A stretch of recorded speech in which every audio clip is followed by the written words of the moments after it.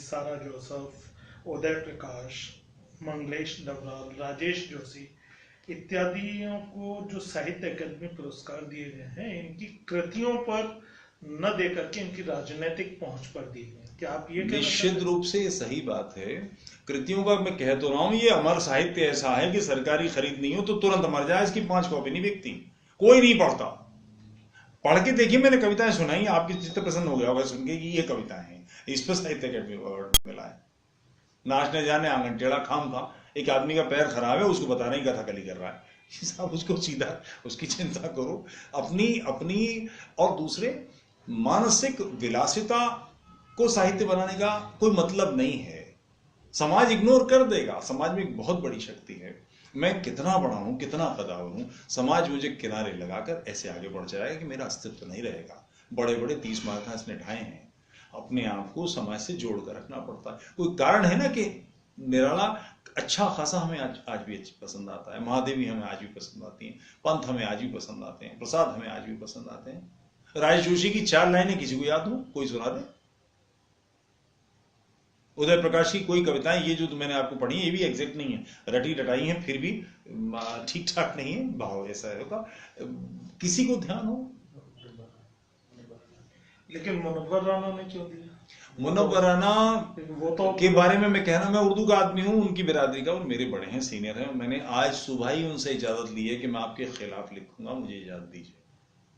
मुझे अपने वरिष्ठ के बारे में बात करनी है, और उन्होंने कहा कि हाँ तुम लिखो, अधिकार से कहा, अपने सीनियर हैं, 10 साल पढ़े हैं उससे।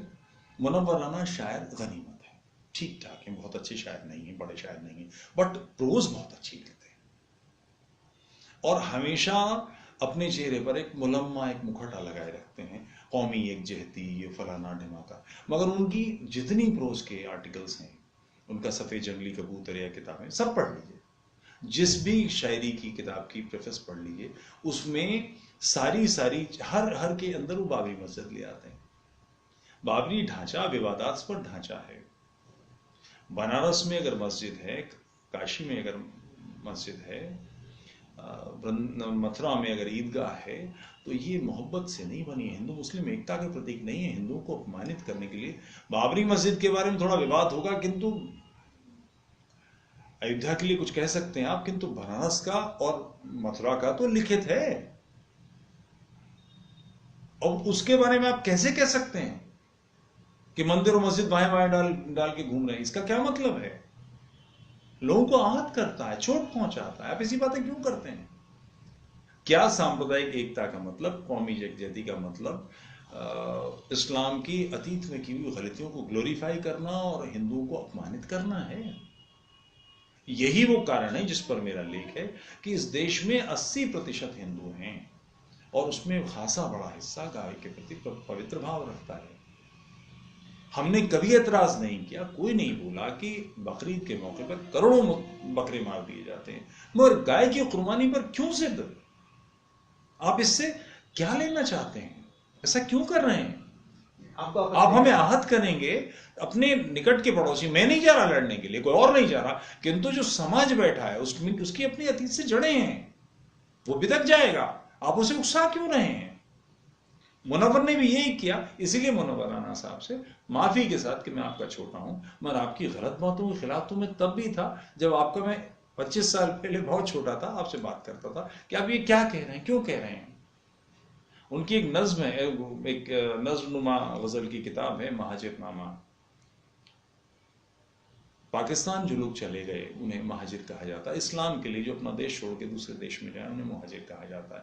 महाजिरनामा, उसकी ज़मीन ये है, दरिया छोड़ आए हैं और चेहरा छोड़ आए हैं और वगैरह वगैरह।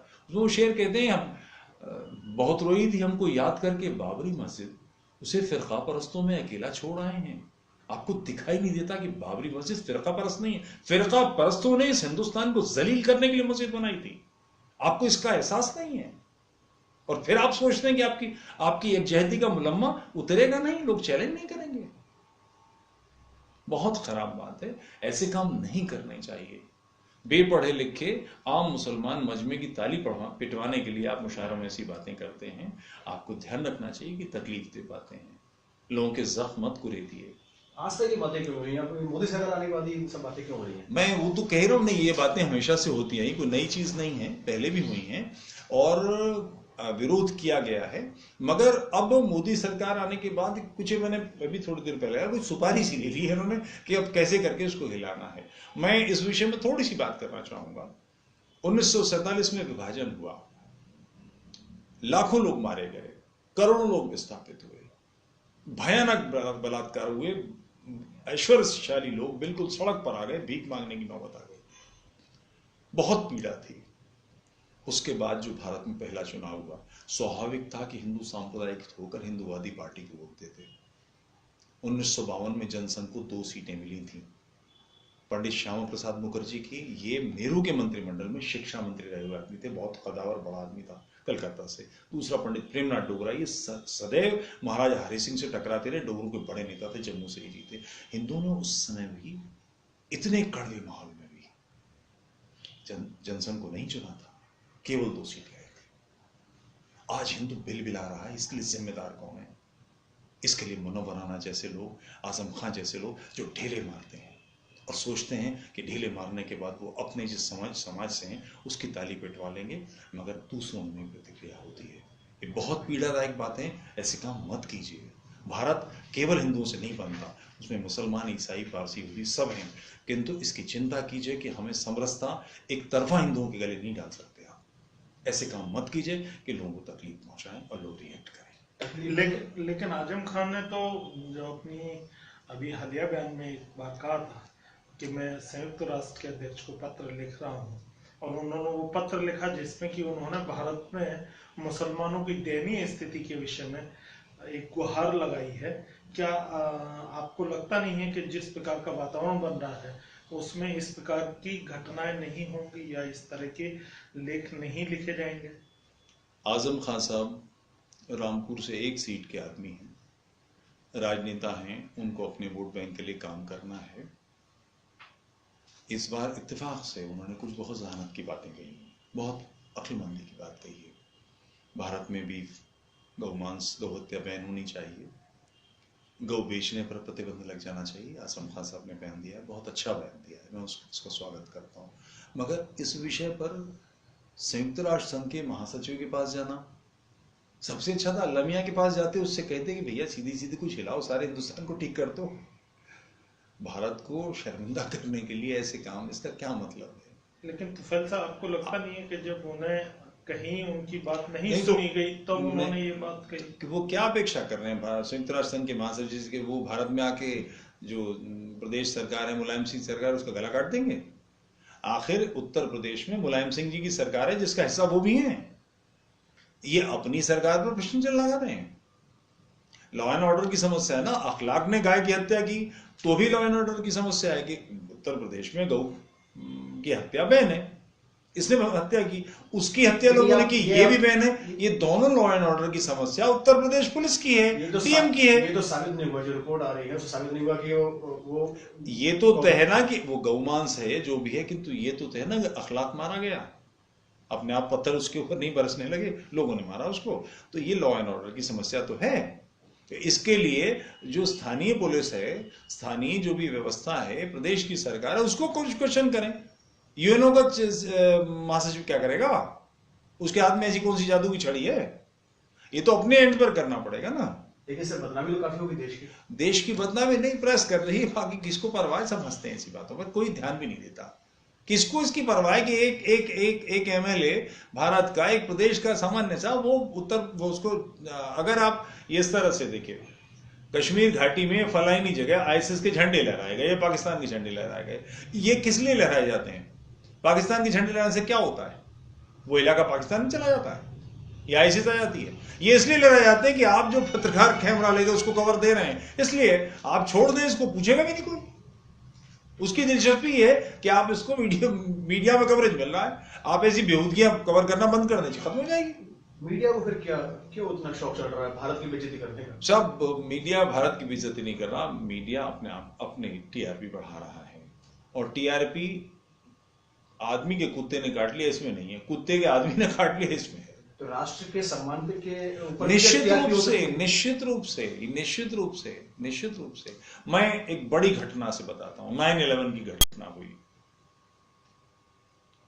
ट्विन टावर उड़ा दिए गए, एक फोटोग्राफ आया था। अमेरिका ऐसा देश है जहां हजारों चैनल हैं, कोई उसे रोक नहीं सकता, उसके कैमरे किसी के बस का नहीं है, कोई सेंसरशिप नहीं चल सकती। एक फोटोग्राफ आई थी बस एक दिन के लिए कि लोग बचकर भाग रहे हैं बौखलाए हुए। उसके बाद कोई किसी ने एक फोटो देखी? जब बम जो दोनों ट्विन टावर गिरे थे, लोग रोए होंगे, तड़पे होंगे, बिलखे होंगे, परेशान होंगे, डरे होंगे, भागे होंगे, सब हुआ, किंतु एक किसी मीडिया ने दिखाई फोटो? भारत में कुछ हो जाए, पैनिक फैल गया, तहलका मच गया, फलाना हो गया, डर रहे हैं। ऐसी चीजें कि जिन 2 कश्मीर के उग्रवादियों को यहां मार दिया गया, उसके बारे में 4 आदमी बयान देने वाले निकल आए कि साहब उन्हें तो लाकर पुलिस ने गोली मारी। किसको मारा था, कौन थे? ये है मीडिया। इन्हें ये तक समझ नहीं है कि किन मुद्दों को कैसे लेना है। अमेरिका का मीडिया इतना गंभीर है, राष्ट्र पर आक्रमण हुआ, इसका बदला लेंगे, छोड़ेंगे नहीं, देश का मुंह काला नहीं करेंगे, एहसास नहीं कराएंगे कि हम डर गए तुमसे। इसे कहते हैं राष्ट्रभक्ति। और ये वो अमेरिका है जहां पर भयानक रूप से स्वतंत्रता है, जरा सी कोई बात कर दे तुरंत आदमी कोर्ट में खड़ा हो जाता है। वहां के मीडिया नहीं कि, और यहाँ का मीडिया क्या करता है, सारी नेगेटिव न्यूज को ले, गोश्त खाने के लिए उसने कह दिया कि मैं खुद मांस खाती हूँ, गोमांस खाती हूँ, कोई मेरा कुछ करे, इसको हाईलाइट कर रहा है। देखिए मीडिया, यहाँ का मीडिया तो ये बात करता है कि लोकतंत्र है, लोकतांत्रिक मूल्यों की बात हो, हमारे देश में हिंसा नहीं होती, अहिंसा की बातें हो, चाहे वो एक आतंकवादी की सही, तो वो मानवाधिकार आ जाते हैं। तो आप इस पर क्या कहना चाहेंगे? मानवाधिकार का मतलब एक बेसिक चीज समझिए, संविधान किस, नियम कानून किसको कहते हैं? हम हजारों साल से भारत में संविधान है, स्मृतियां हैं, कोई नई चीज नहीं हमारे लिए। और उनमें से पहले किसी विशेष का वर्ग का आरक्षण था, किसी का विशेष का फेवर था, हम छांटते छांटते यहाँ आए हैं और अब ये स्थिति है कि हम सबके अधिकार बराबर हैं। ऐसा नहीं है कि राजा के विशेष अधिकार हैं और उसके दास के अधिकार कम है, ऐसा नहीं है, सबके बराबर अधिकार है। ये कानूनी पक्ष है और यही तरीका होता है किसी भी सभ्य समाज का कि हम हर तरह से इसको सुनिश्चित करें कि पुरुष के, स्त्री के, सबके अधिकार बराबर हों। तो इस अधिकार की रक्षा करना भी तुम्हारी जिम्मेदारी है। वो लोग जो इसको आहत कर रहे हैं, तोड़ रहे हैं, खराब कर रहे हैं, संस्थानों को नष्ट करने की कोशिश कर रहे हैं, हम उनका फेवर कैसे कर सकते हैं? मीडिया को समझ में नहीं चाहिए। अगर आपका जो आक्षेप है और ये आक्षेप नहीं है, सही है, तो क्या सुधार की आवश्यकता है? सुधार की आवश्यकता का सवाल नहीं है। मैं उस दिन को देख पा रहा हूं कि समाज इनके खिलाफ खड़ा हो जाएगा। इनके विरोध में एक घटना सोशल मीडिया में काफी देखते हैं, वो सोशल मीडिया में विरोध हो रहा है, मगर शारीरिक रूप से हिंसा नहीं हो रही। लोग इन लोगों के ऊपर हाथ उठाने लगेंगे। घटना बता रहा हूं, ताज पर बंबई में हमला हुआ, उस पर कमांडो एक्शन किया गया। बरखा दत्त अपने लोगों के साथ में उनके कैमरे से और उनकी लोकेशन दिखाने लगी कि ये कमांडो उतर रहे हैं। तुरंत ये सारे चैनल्स, टीवी चलाई जा रहा था पाकिस्तान में, उन्होंने बताया कमांडो पर गोली चला दी गई। इनको ये नहीं लगा ये क्या कर रहे हैं। उस समय की अगर योजना देखें, सारी व्यवस्था देखें, एक तरफ संघर्ष चल रहा है और एक तरफ तमाम खूमचे वाले उसके आसपास इकट्ठे होकर वहां पिकनिक का माहौल बन गया। भारतीयों को राष्ट्र के बारे में, जो कि 1947 में स्वतंत्रता, खंडित स्वतंत्रता, हमारा कुछ हिस्सा तो आज भी गुलाम है, वो स्वतंत्रता किसी मेहनत से नहीं मिली थी। अंग्रेज इसलिए गया था कि उसके भारत में और टिकने का मतलब था कि उसके हाथ से इंग्लैंड भी निकल जाता, इसलिए वो भाग कर गया है। इसे तो प्रचार है कि दे दिया हमें आज़ादी बिना खड़क बिना ढाल। सच्चाई ये है कि 1937 में जो देश चलाने वाले आईसीएस थे, उनकी भर्ती अंग्रेजों ने बंद कर दी थी।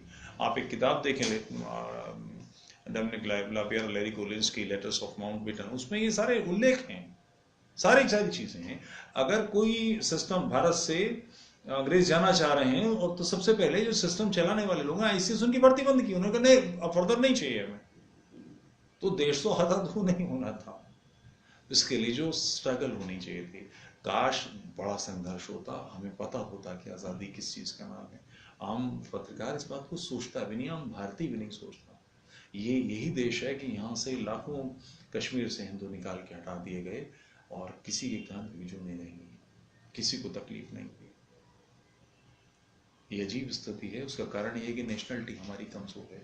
अगर यूनिफॉर्म के लोग, फोर्सेस के लोग कुछ आईएएस छोड़ दें तो देश की भरपूर की समझ भी लोगों को नहीं है। तो फिलहाल मैं एक प्रश्न अगला ये करना चाहूंगा आपसे कि आपने जितनी बातें कही हैं जिसमें मीडिया के निष्पक्षता पर भी प्रश्न चिन्ह लगाया है, क्या आपको ऐसा लगता है कि मीडिया किसी विचारधारा से प्रभावित होकर के काम कर रहा है? नहीं, मीडिया विचारधारा से नहीं, मुझे लगता है कि हित अहित स्वार्थ और इतना उनके ऊपर दबाव होता है टीआरपी बढ़ाने का कि कुछ भी करना है। अभी कुछ समय पहले लास्ट ईयर का वाकया है कि बोरवेल में एक बच्चा गिर गया। अब बोरवेल गड्ढा खोदा गया, उसमें बच्चा गिर गया, सारे दिन भर वहां घुसे रहे कि मिलिट्री का एक्शन हो रहा, फलाना हो रहा, डीएम आ गया, ये आ गया। अब दिन भर कुछ तो दिखाना है, यही सब कर रहे हैं। तो रोज के लिए कुछ उत्पाद चाहिए। इतना बड़ा देश है, इतनी बड़ी यहाँ पे इतनी खबरें होती हैं हमारे इर्द गिर्द, हमारे आसपास समाज में, और इतना बड़ा देश है तो बहुत सारी खबरें निकलती हैं, पॉजिटिव नेगेटिव सब। फिर मीडिया केवल एक बोरवेल जैसी घटना भी क्यों पूरे 24 घंटे लगा रहता है? उनके सबसे, जैसे आप नोएडा में हम लोग बैठे हैं, नोएडा में एक घटना हुई थी निठारी की कि वहाँ के एक व्यक्ति ने, उसके सेवक ने बच्चों को मार मार के और सब, उनकी किडनी बेची गई, उनके लंग्स बेचे गए, उनका फलाना बेचा गया और ये सब चलाया। किसी ने किसी डॉक्टर से पूछने की जरूरत नहीं महसूस की कि किडनी का ट्रांसप्लांट होना, इसके लिए 50 टेस्ट होते हैं। ऐसा नहीं कि उठाया किसी के लगा दिया, मगर कुछ करना है।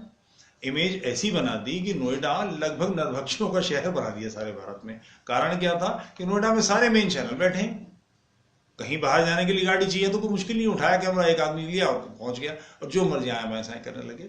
अपनी जिम्मेदारियों को समझना चाहिए, क्योंकि आप जो दिखाएंगे, कैमरे की आंख से जो दिखाएंगे, लोग उसे सच मानेंगे। कृपया राष्ट्र के बारे में चिंता कीजिए, आपका दिखाया हुआ कुछ भी राष्ट्र के विरोध में नहीं जाना चाहिए।